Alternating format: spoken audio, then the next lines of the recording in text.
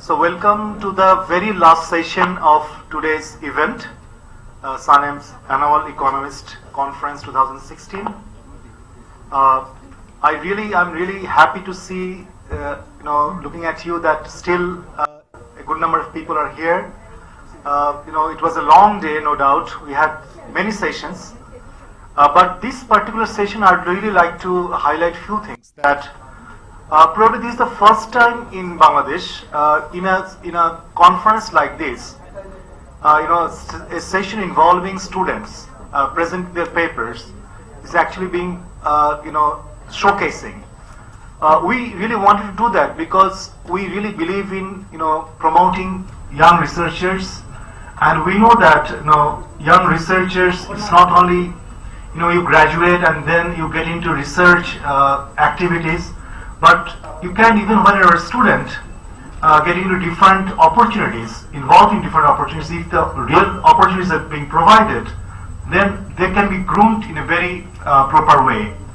So with this context in mind, SANEM came up with this idea of having a particular session for the very budding, what we call the budding researchers. So I'm really glad that we have 3 students from Dhaka University. There was one student also from Shahjalal University, Selim, but unfortunately she couldn't make it finally. But here we have 3 students who will be presenting their papers, and I'm also glad to have Dr. Kaji Iqbal, Research Fellow, BIDS, and who was very instrumental actually in organizing this event. I mentioned at the very beginning in the morning that the 5-member committee who selected the papers, he was one of the distinguished member of that committee. So with this very brief introduction, now I'd like to invite Mr. Mohammad Nahian bin Khaled. He's a BSS economics student, University of Dhaka. He will be talking about bilateral FDI in South Asian countries, a panel data analysis using the gravity model. Thank you. And Nahian, you know your time limit, no? Okay. 7 minutes? Okay, thank you. You will get the notification at the phone. Okay?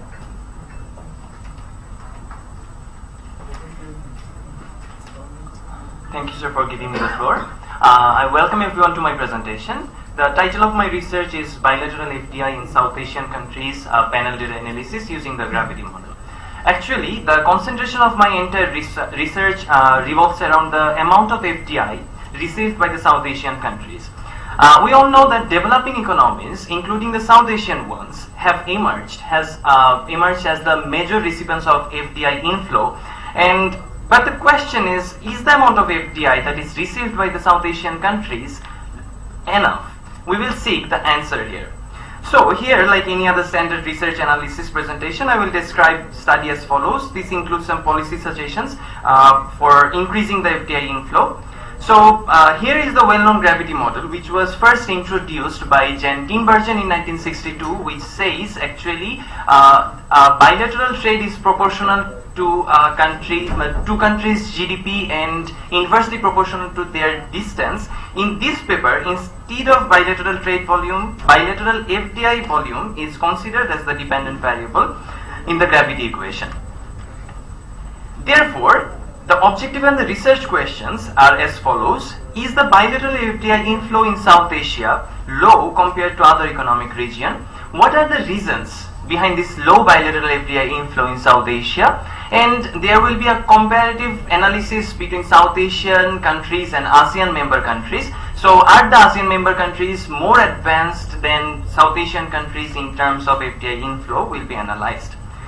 There are several literatures which apply gravity equation in their model on trade and FDI, but few literatures are available on the gravity model analysis of South Asian FDI, which is low actually, and few compared with ASEAN countries' FDI inflow.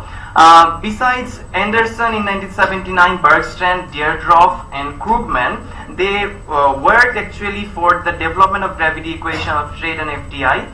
Here, Mukherjee and colleagues actually explained the rapidly evolving economic and political climates for providing many opportunities for the success of economic integration in South Asia.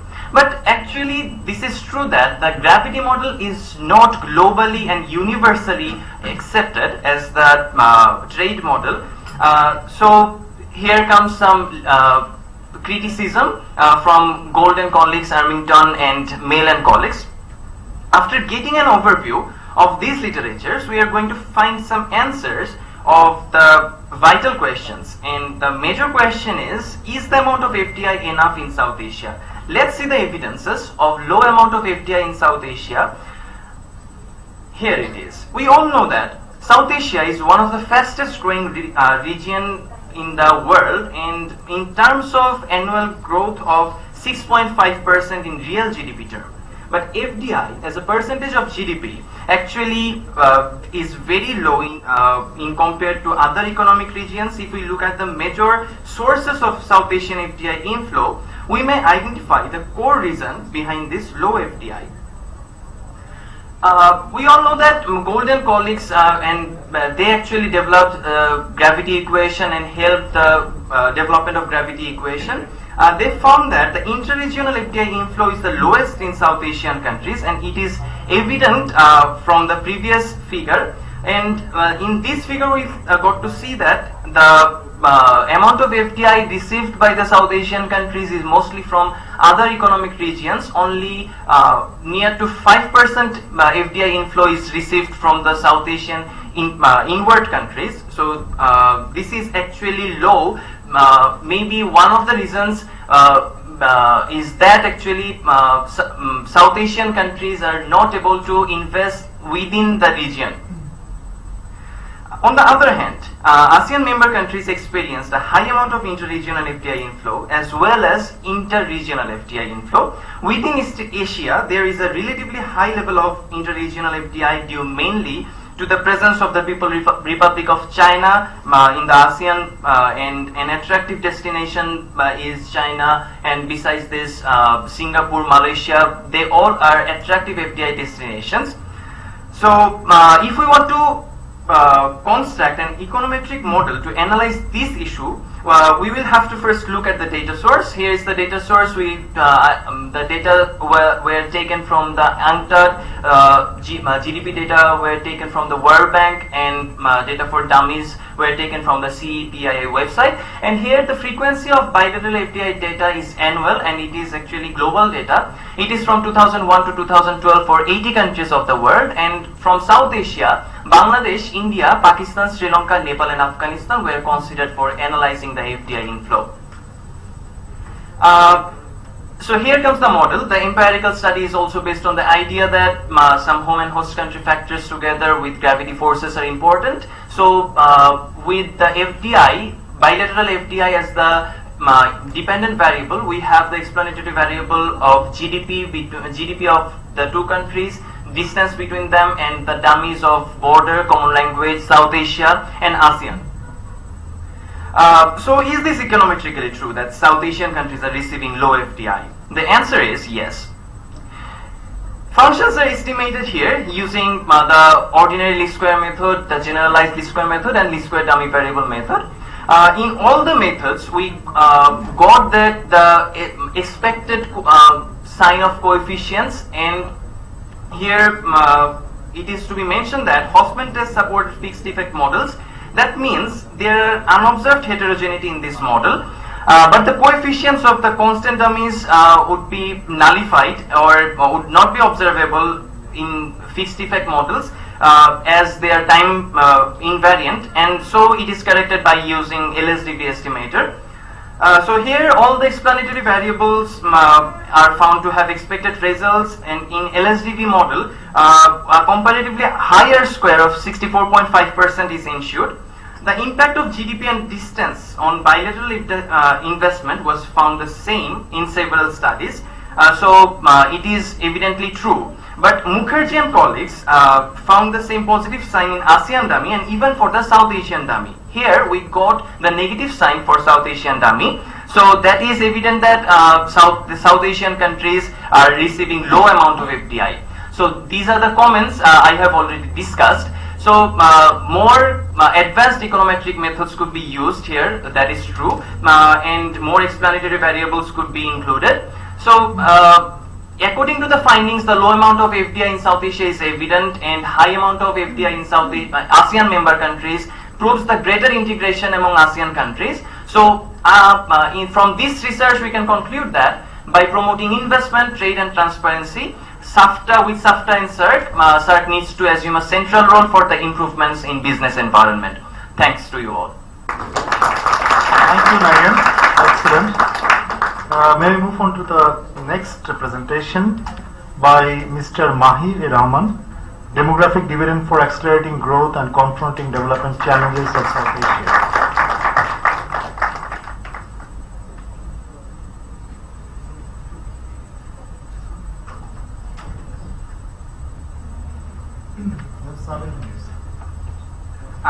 Thank you and good evening everyone. So the paper I will be presenting is titled Demographic Dividend for Accelerating Growth and Confronting Development Challenges in South Asia. So this is my presentation outline. So demographic dividend as defined by UNFPA means economic increase in the economic productivity due to an increase in the number of people in the workforce relative to the number of dependents. So East Asian miracle demographic dividend is is said to have explained 1/4 or 2/5 of the East Asian miracle. So we know that South Asia is home to more than 20% of the world population. So there is opportunity for South Asia to exploit demographic dividend. So the population age structure is necessary but not sufficient condition for demographic dividend. We also need a sound and robust economy backed by good governance and education and health, a productive labor force to ensure that demographic dividend can be exploited. So the objectives of this paper is to find out the challenges for South Asia that it faces during its path to development, and also to find out whether it is in a favorable position in its demographic transition to exploit demographic dividend, and also to consider a comparative analysis with East Asia, so to consider its performance in the other sectors that I just mentioned in the previous slide.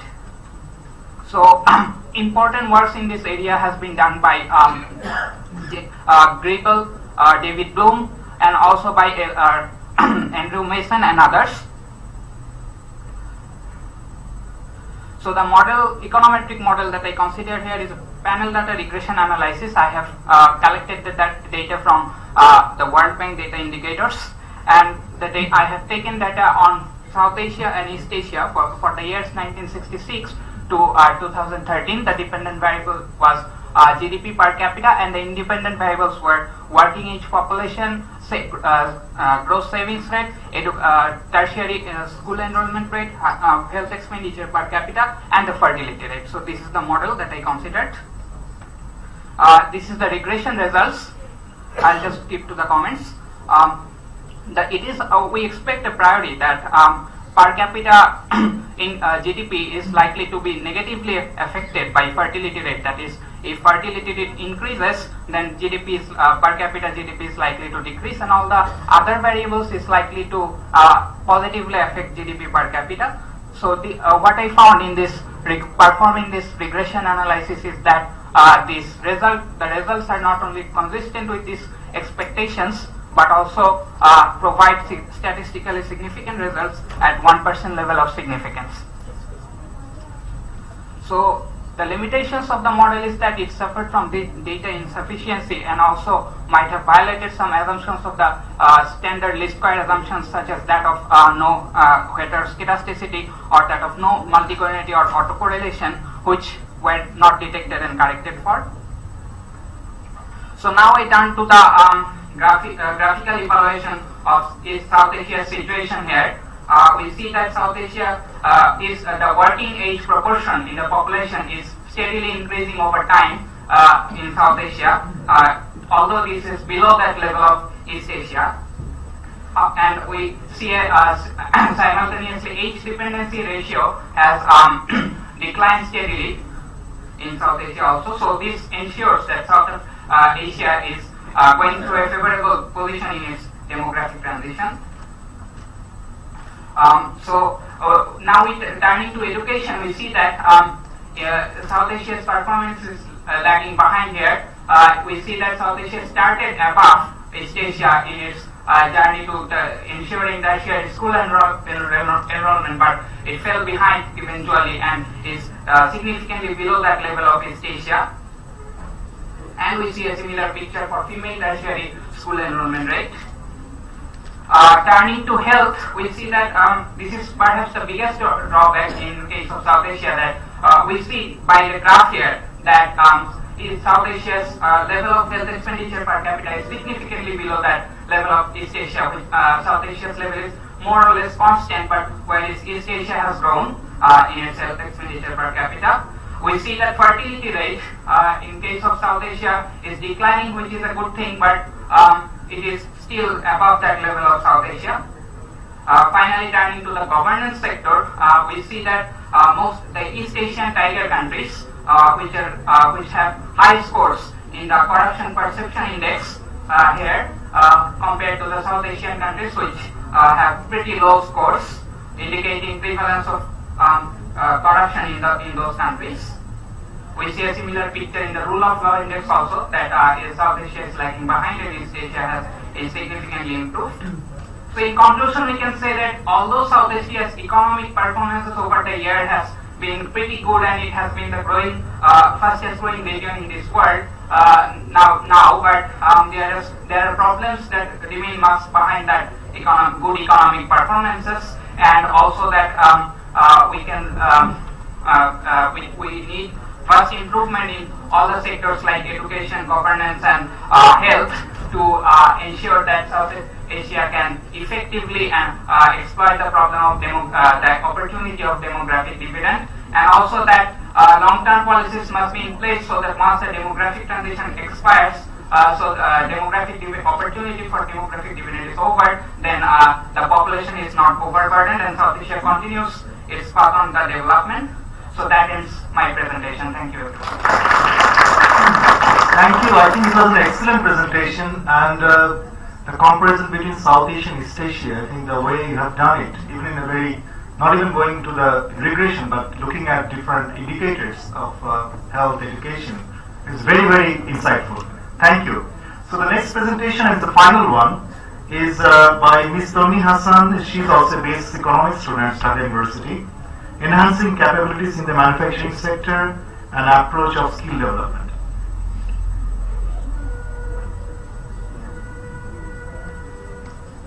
You have 7 minutes. Thanks, Chair, for giving me the floor. Hello everyone, this is Tonni Hasan from University of Dhaka. The title of my paper is Enhancing Capabilities in the Manufacturing Sector, an Approach of Skill Development. Here comes the objective. The objective of my paper is to find out whether learning-related technological capabilities have any impact on efficiency and competitiveness. Now, ladies and gentlemen, I have divided my paper into 2 major sections where at first I followed a comparative analysis including all the South Asian countries and later and see how they are doing based on regarding some issues, and later on I followed a quantitative approach to analyze the manufacturing sector of Bangladesh. Now, quite a number of research works have been done on skill development and raising the competitiveness of firms, and I have tried to mention a few of them in the literature review section. Where Shahjalal defines measures ability as human skills, Kast categorizes measure skills into technical, human, and conceptual skills. According to Shahjalal, firms can get comparative advantage by using skilled labor and climb up the ladder of comparative advantage. According to Porter, firms can get competitive advantage by using their by properly utilizing their resources and using new technologies. On the other hand, many explain how education can play a vital role in increasing the skill level of the laborers. Now let's moving on to the next where I did the analysis and first I have taken the data from Enterprise Survey Data World Bank, and due to the unavailability of data of all the countries for the same year, the recent survey data in different countries have been taken for regional comparison.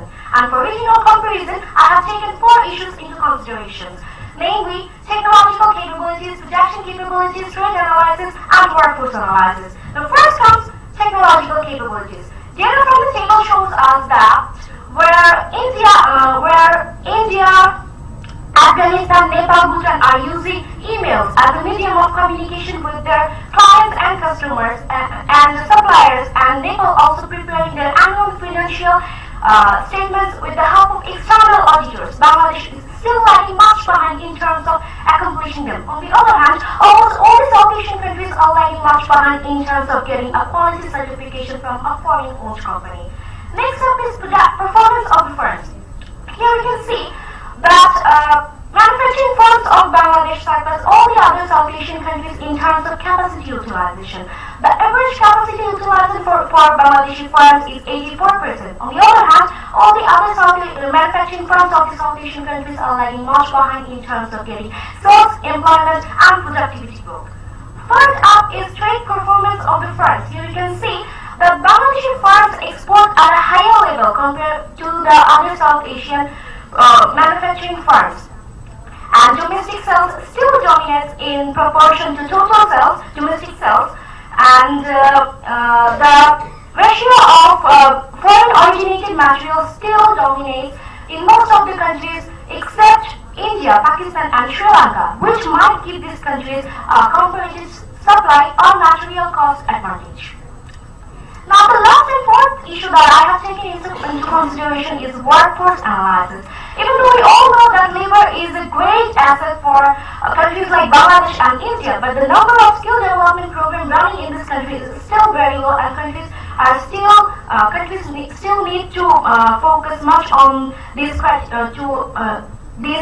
achieve the indicators. Now, ladies and gentlemen, moving on to the next section where I've analyzed the firm level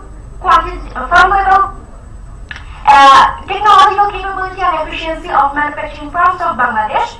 For this, I have used the well-known octopus model as my original model, where A is the total factor productivity, and assuming that A depends on a vector X of firm-specific variables, I modified the model using the logarithmic forms of it, and the variables that are included in X are capacity building, skilled firm workers, firm's age, technology, education, research expenditure, and exports.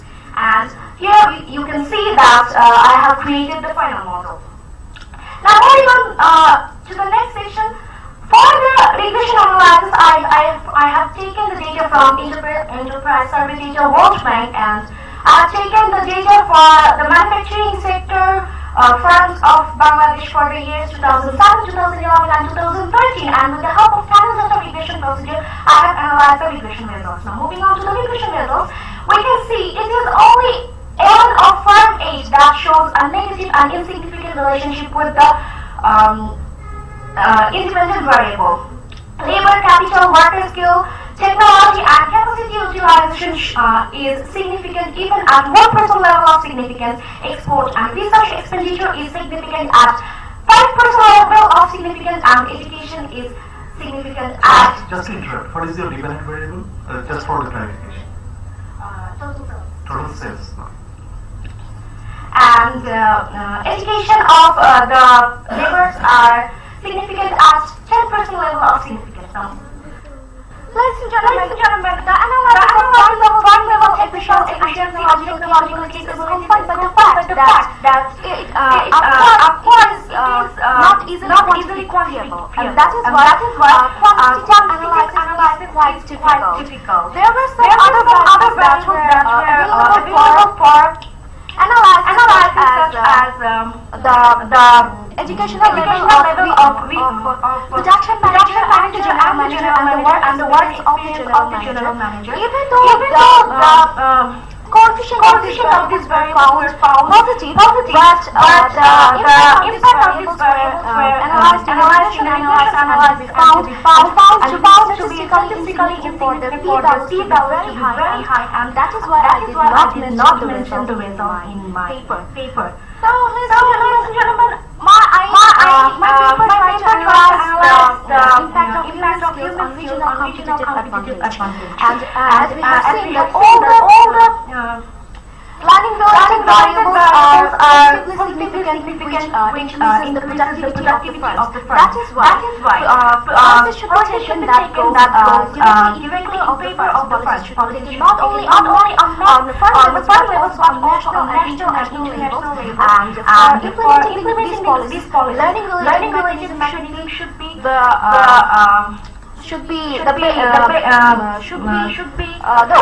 objective of the firm. Thank you everyone for listening. While data, it's really praiseworthy a student like you, the undergrad student, using even all three of you, using these kind of very complicated techniques, but also coming up with very nice policy suggestion. So may I request Dr. Kaji Iqbal, Research Fellow of BIDS, to comment on these papers. Thank you. First, I'd like to congratulate all three presenters. Those are very wonderful works. When I look back, when I was a student of Dhaka University, I couldn't even think of doing any research at the time. We didn't have any exposure to research, let alone doing some research and presenting in this formal setup. It's a very commendable, very commendable work. Thank you. I think the next step is to polish these papers and try to turn it to a journal article. And my suggestions would be in that line. And how to make these papers turn into a good journal article. Okay? I will start with some general comments, then I will make some specific comments to each paper. I think it may sound a little naive to some of the audience. I think it's very important for the students, so bear with me. So I think at this outset it's very important to understand what's the difference between a working paper or a term paper and the journal article. A journal article focuses on a very sharp, interesting, important and novel question. Okay? It has to be interesting, important and novel. That means you have to be some value addition there. Okay? And all your analysis will follow from that interesting question. Your literature review, your data description, your data analysis, and your policy implications. And what I found in your papers, all those papers, no, those are very good, but I would like to add that some of the data analysis that you started with, you didn't provide any motivation. You have to describe your data. What is in the data? You have to give the audience some flavor of your data with some descriptive statistics, some graphs. Okay, that will motivate your story. Okay, this is the story I'm trying to tell. This is the relationship I'm trying to establish. Say X impacts Y. Then you have to show some graphs, show some descriptive statistics how X impacts Y before going into regression analysis. Okay, so that's very important to remember when you write a good paper. And also about policy implications. Sometimes I say that you drag too much to say something which doesn't follow from your paper. So you have to be very careful in writing a paper. You can only say what your papers ask, when your paper allows it to say. You should not drag too much when you do some policy implications. Okay, that's the general comment that I want to make. Some specific comments. Those are really interesting paper. I don't want to be very picky about those. About the bilateral trade paper, I think it's very important to have a very conceptual framework, because what is important for trade may not be important for FDI, because in most of the developing countries there is a restriction for capital flight, right? So you have to be careful about thinking in those lines. And also, when you start the research question, you start with too many research questions for the FDI. So, because sometimes you say that is the amount of FDI sufficient in South Asia? What is the impact of FDI? What are the regions of FDI? I think you have to come to a very sharp and one precise question to answer. I think, right? Otherwise, it'll be too much to deal with in one paper. And about the technique, I think just use OLS. OLS gives you some base results that will help you to understand what's going on. Then you move from OLS to fixed techniques. Forget about the LSDV and other stuff that you used. Okay.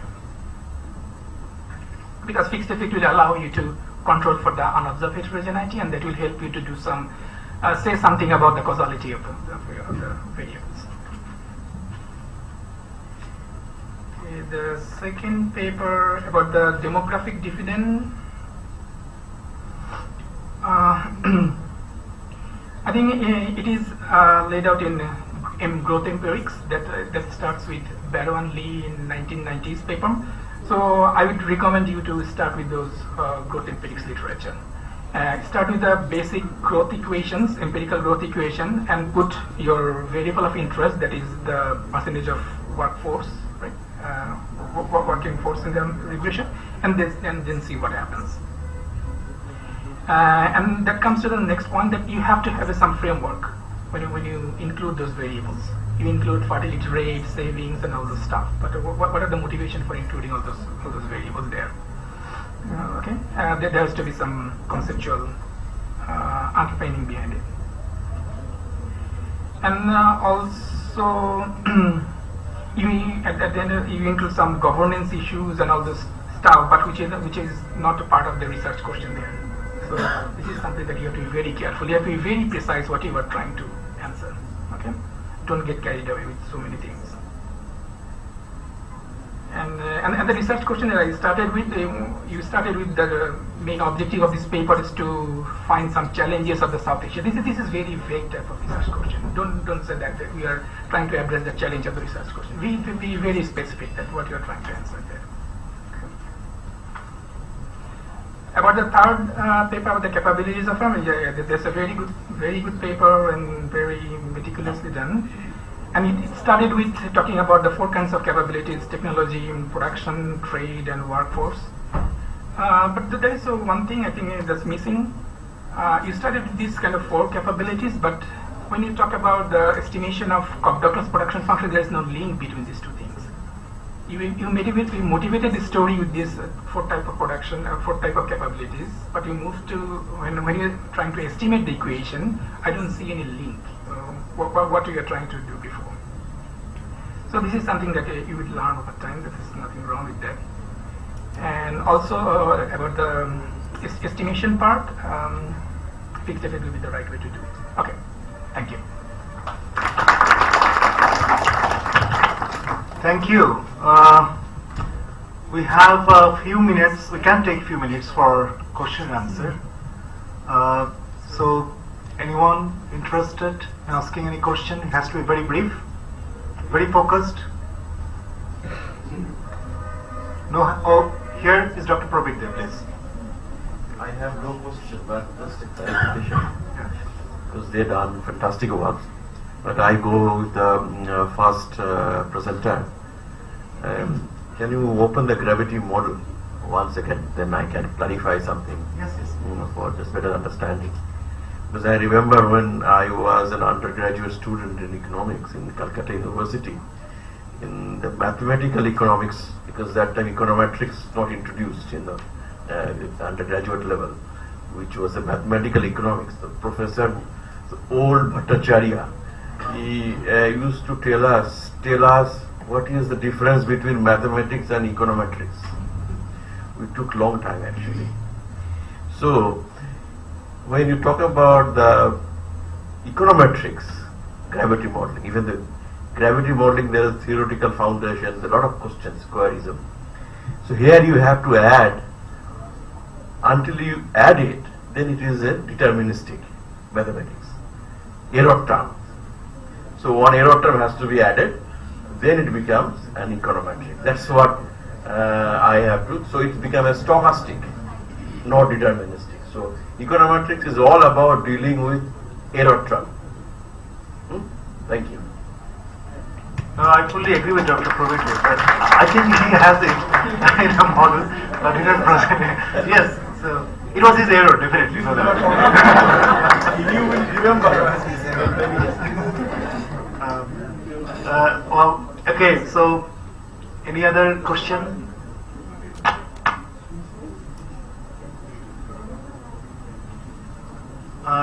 Right, just want to just to respond to one of the queries by Dr. Kaji Iqbal. Probably I don't want answer from him. We'll settle it over the musical event, when there will be music, I can settle with him. The fixed effect model, what I can understand, they actually run the fixed effect model. But since you have dummies, you have to do it through LSDV, least square dummy variable. So because in a fixed event model, if you have dummies, you can't run it. So that's how we have also to have fixed event model in the kind of LSDV framework. Because when you have dummies. So if there is no other question that I can ask, if you have any response you want. Oh yes, Edgar, please. It's not a question, it's just mainly like a couple of suggestions that come to my mind. But the most important point is probably to congratulate all three, because it's really very, very interesting papers, very, very well rounded and delivered in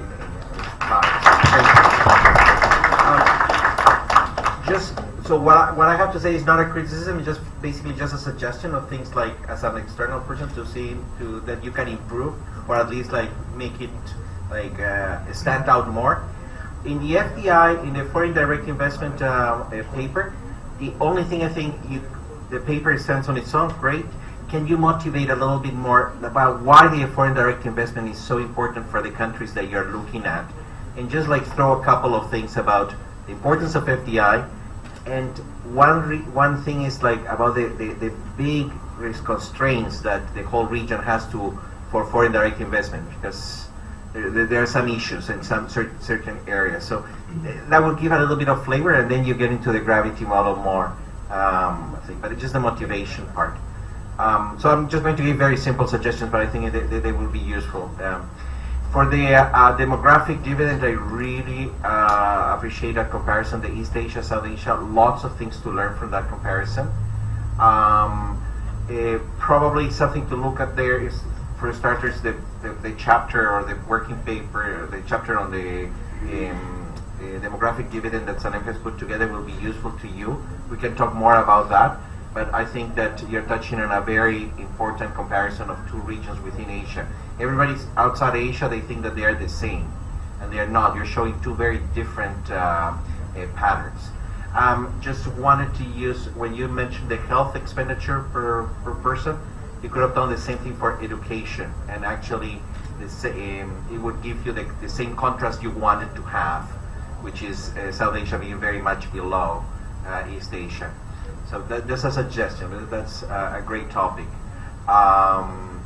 And with respect to the paper on the firm level, I love firm level data work. I mean, thank you very much for using that data that is free, available, and difficult to use. A lot of people don't do that. So congratulations on that. I just wanted to see if you, in the next iteration of the paper, if you can compare some other similar exercises of getting to the production function. It doesn't have to be for Bangladesh, but for some other country. It would really make your paper stronger if you end up finding other papers that have similar estimates. And it's a relatively easy thing to do. It's just looking at those studies for whatever other countries that have used the same data, and then to say, well, your estimates fall under that range. That boosts a lot the credibility of the paper, which, I mean, it's already very solid, but just kind of it would get you a lot more attention. That's all. Sorry, it took a little bit longer. Well, thank you. I think those are very, very useful comments, not only for them, but also for many of us. Thank you. If there is no other comment or question, I'd like to just give them 1 minute each. Yes, please. Okay. Yeah, there's an important difference between the use of LSDV model and the fixed effect model. And as you said, that when there are lots of dummy variables, then if you use the fixed effect model, those dummy variables simply wipe out. So I think that's what my suggestion was. Start with the OLS, the baseline regression, then use the fixed effect model, because in the OLS regression will allow you to talk about those dummy variables, and the fixed effect regression will allow you to establish some sort of causality. So that will really help. Okay, and at the same time, LSDV can be complemented. Thank you. Thank you. I think the type of technical comments that received from you, Dr. Kaji Iqbal, is really very useful, and some of them actually also refreshed my mind, while looking at those technical stuff. Thank you so much, Dr. Kaji Iqbal. So you have, unfortunately, only 1 minute each. So start with Mahir. thank you, my honorable sir and Mr. Qazi Iqbal, and to all of you for giving us the suggestions. And it was actually difficult for me to estimate the gravity equation at the first time, because in our academic syllabus we didn't study the panel data at the first time, but we tried it to apply in our paper, and we studied it for, to our ability. And in estimating the gravity equation, I had to deal with about 100,000 data, and used the global data. That was difficult, and it was my first experience with the gravity equation, and these technical comments were really useful to me. I would like to improve my paper to my ability. Thanks to you all.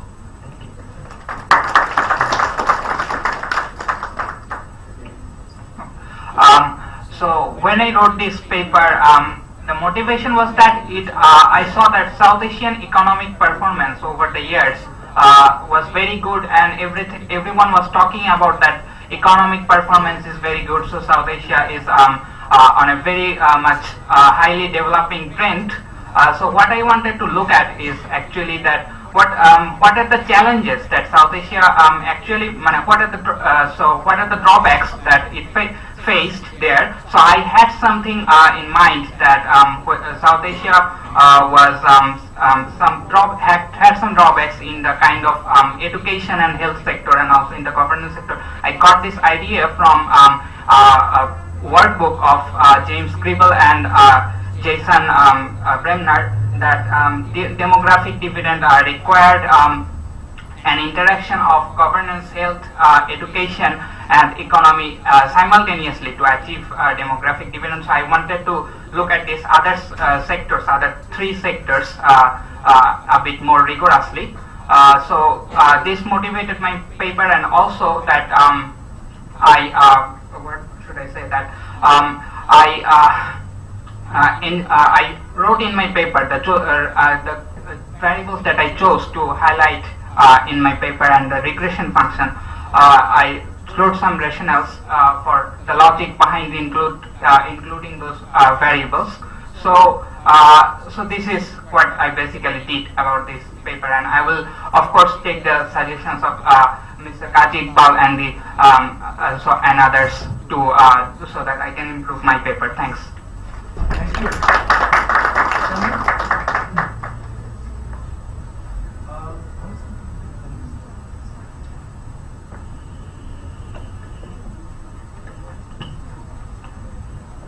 Hello everyone. When I first started this paper, I came up with like lots of ideas and information, but I didn't know how to implement them, and how to implement them in a paper. And it first seemed that doing research is quite easy. You just have to read some research papers and just implement those ideas in your paper, and then you can be a researcher. But when I saw that data of enterprise survey data, I was like, what is this? I had no idea about it, and since then I have learning. I am still learning, and I will be learning on the same topic, and also I know there is no limit of learning, and there is no limit of improving. There is something that my teacher Mahbuba Khadija says always, that whenever she makes a research paper, she tries to improve it all the time. Whenever she reads it, she just tries to improve it, and that is how it goes. And I know my paper is not perfect, but I am trying my best, and I would learn, and I will try to implement all the advices that the teachers and Mr. Qazi Iqbal gave me, so that I could be a researcher someday. So thank you so much for all your inspiration, and thanks.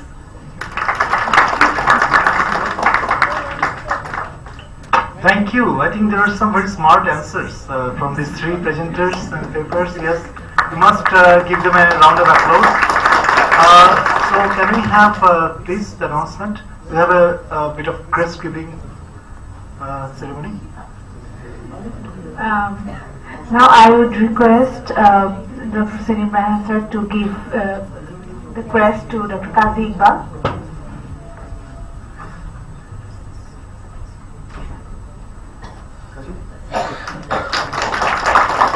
Now I would request all the presenters to take crest from Dr. Selim Raihan serially. First, Nahian, and then Mahir Rahman, and after that, Tonni Hasan.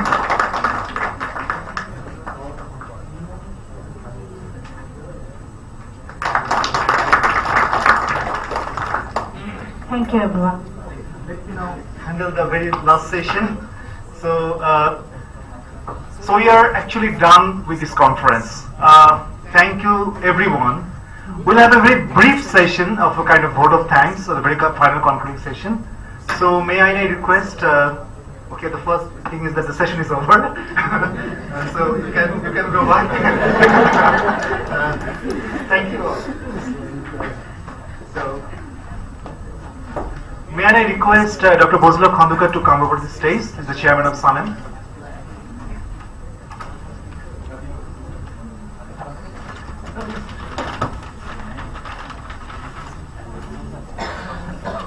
So from SANEM, Anju?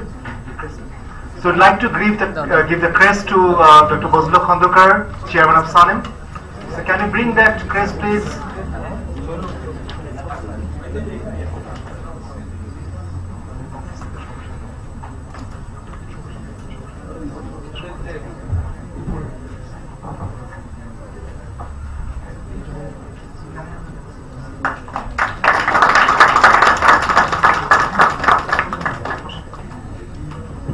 So, may I request Dr. Mahbuba Khadija to come to this podium and give us a vote of thanks, please.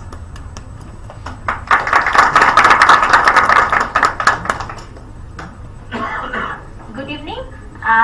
First of all, now we have come to the conclusion of the annual conference of SANEM 2016. Over the last 10 hours or so, we have heard people, economists, policymakers, the researchers, the students to talk about and share their ideas about the growth and development challenges and the prospects of Bangladesh. In this regard, I would like to thank on behalf of the SANEM the keynote speakers, Professor Wahiduddin Mahmood and Dr. Martin Rama, for their comments and keynote paper. I would also like to thank on behalf of SANEM to all of the session chairs, the presenters, the discussant, the special guests, and the presenters, and of course all of those who participated in the event. And in this regard, I would also like to thank on behalf of SANEM, of course, all of those who supported with the logistics and administration. And of course, thanks goes to the 5-member organizing committee members, Dr. Qazi Iqbal, Professor Bodul Haq Khondokar, Dr. Atunu Rabbani, Dr. Farazi Binti Firdaus, Dr. Mahbuba Khadija, and of course, Executive Director of SANEM, Professor Selim Raihan. Finally, I would like to thank each and every research associates of SANEM. SANEM likes to thank each and every research associate of SANEM and the research fellow Dr. Farazi Binti Firdaus, support staff Anjan Rahman, Raisa Tamanna Khan. Without your tremendous effort, it would not be possible to have this event. Thank you all for making this event a success. Thank you. Thank you. Thank you, Dr. Khadija.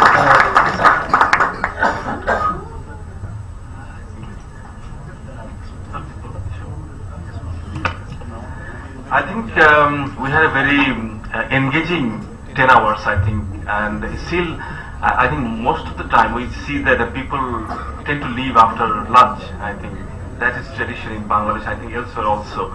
but I think we are very fortunate that we could actually keep you listening at this hour, and I think this is our first experience in that way. I'm doing this one. I think we have tried our best. I was not, to be very candid, I was not that much involved in this one. All credit goes to Selim and our associates. They worked very hard. Actually, I was in Canada most of the time. Came yesterday. So, but they are giving me the credit that I am not actually should get the credit. But anyway, I think next year I think we'll improve. We hope that next year this will be even better. And with this one, I think Bidisha has given vote of thanks to everybody. I think we should also thank our foreign guests who came from Sri Lanka, India, and also our very good friend Edgar, who has been very inspiring and supportive. So with that one, I conclude my talk, and there will be other session also, and now it will be more refreshing one, music and dinner. Thank you. So with this, I would like to conclude this conference, and I will see you in February 2017 again with this annual economist conference. Thank you very much.